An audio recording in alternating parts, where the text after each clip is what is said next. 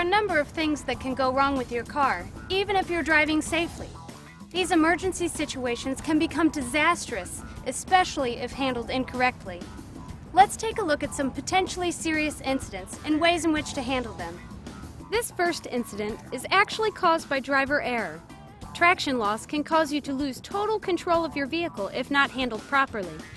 In the interest of safety, we're using country roads to show you an example of traction loss. Not only that, but the sharp curves and loose gravel are primary reasons that tires lose traction.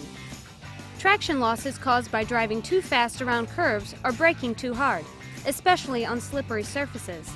If you notice the front or rear of your vehicle moving outward from the intended path of travel, you're experiencing traction loss.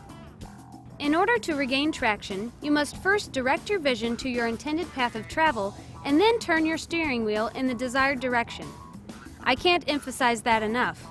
Always look where you want to go, not where the traction loss has caused you to go.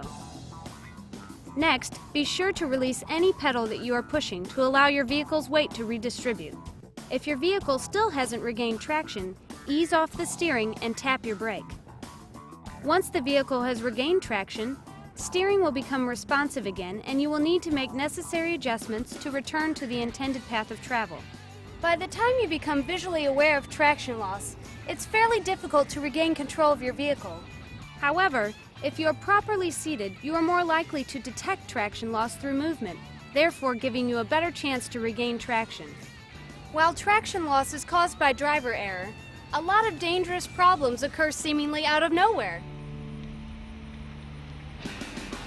If you're driving down the road and one of your tires blows out, you can be in serious danger. What should I do if that happens? Since we're on an empty street, we can practice the appropriate steps. If your tire blows, grip your steering wheel tightly and take your foot off the accelerator. Good. The vehicle will pull in the direction of the blown tire. Braking will make it worse. So let the car slow to a stop by itself. If you absolutely must brake, do it gently. Check the traffic around you and turn on your hazard lights to warn others.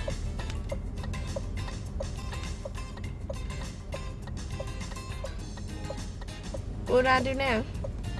Get out and replace the tire. Check out the basic car maintenance bonus feature for a simple explanation on how to change a tire. While driving, you may also experience steering, accelerator, and engine failure. While these are rare, you should still be prepared to handle them. If your accelerator pedal gets stuck in the down position, immediately shift to neutral to disconnect your engine from the wheels. Calmly search for a place to pull over and steer and brake smoothly off the road. Once safely stopped off the road, turn your vehicle off and activate your hazard lights. Do not attempt to drive the car again. Call for help and have your accelerator pedal repaired. You should react similarly to engine failure. However, braking and steering will become very difficult when the engine shuts off. Once stopped, try to restart the engine. If the engine won't restart, activate your hazard lights, raise the hood, and call for help. Now, if your steering fails, here's what you should do. This empty parking lot is perfect for simulating steering failure. I've never heard of this happening to anyone I know. Driving is the ultimate what if, Molly. Most people go a lifetime without this happening to them, but it does happen, so you've got to be prepared. So what should I do if it happens? You must communicate with other drivers immediately by using your horn and activating your hazard lights. Let's start driving, and when I say so, pretend your steering has failed. Now, your steering has failed. Don't be shy. Now's the time to be assertive with that horn. People have got to know you have a serious problem. Try it again.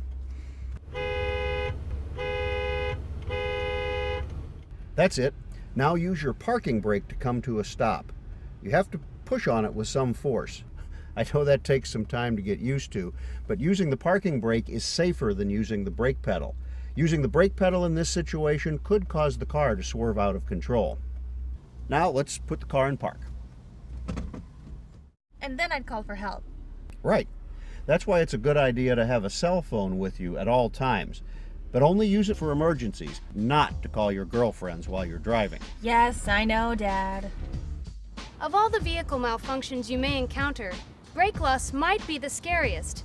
It's important to remain calm and follow the necessary steps to bring your car to a stop. When you first realize you've lost your brakes, pump your brake pedal quickly in an attempt to build pressure. You may be able to build enough pressure to bring your car to a stop. Pumping the brake pedal doesn't always work. If it doesn't, remain calm and follow these next few steps.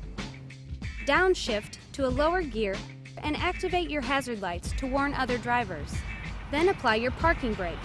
The parking brake should help you gradually come to a stop because it controls the rear brakes and is separate from the hydraulic brakes your pedal controls. If your vehicle still hasn't stopped, don't panic. Follow the next set of steps in the order they're mentioned. First, search for an uphill slope. By coasting uphill, your car will decelerate and you may be able to come to a safe stop.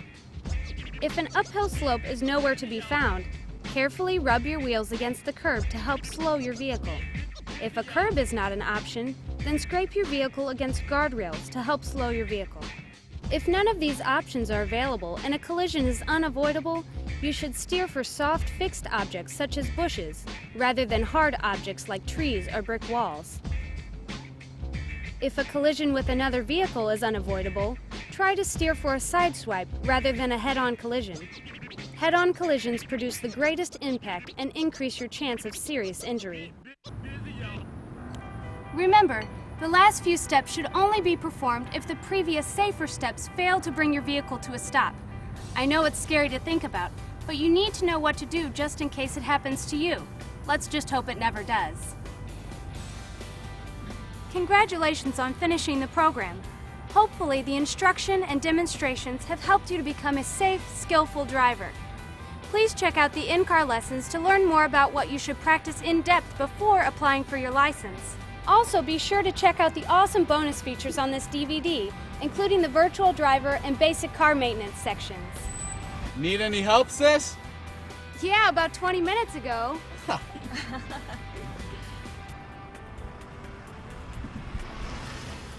Adam and his friends have all become licensed drivers with the help of their parents.